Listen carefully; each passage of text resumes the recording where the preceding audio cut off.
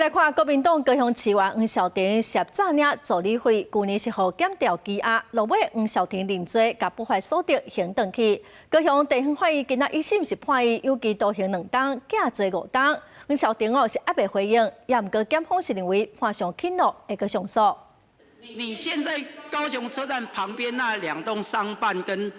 这个未来的旅馆，怎么会有人来经营呢？国民党高雄市议员黄小婷去年9月涉嫌用人头助理假薪官报的方式诈领助理费，去互检调敲催羁押2个月。交保了后，第一摆登来议会质询，这个案件经过2个月侦办，高雄地方法院30下晡1审宣判。因为黄小婷承认犯罪，主动缴过不法所得1455万，按照贪污治罪条例合并判刑2年，褫夺公权3年，缓刑5年。依公务员利用职务机会榨取财物等罪，判处应执行有期徒刑2年，并预支缓刑5年，以及应向公库支付新台币150万元及提供240小时之义务劳务。针对判决结果，初一早起来到黄小婷的服务处，虽讲服务处是正常运作，不过黄小婷人无伫咧，敲电话嘛无人接，因此也无法度得到本人的回复。因为目前是1审判决，如果黄小婷继续上诉，目前机关审讯暂时未受到影响。国民党高雄市党部表示，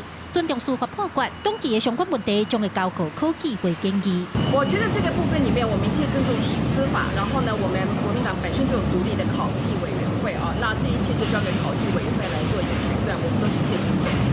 因为黄小婷若无搁上诉，唔乃失去议员身份，当然后届议员也无法度参选，因此地方认为上诉的几率真大。对此检方表示，法院的判决刑度伤轻，甲检察官求刑的刑度差伤济，而且嘛甲进前的案例无法度比。地检署伫咧收到判决了后，一定会依法提起上诉。记者柯家如柯昭阳高雄场报道。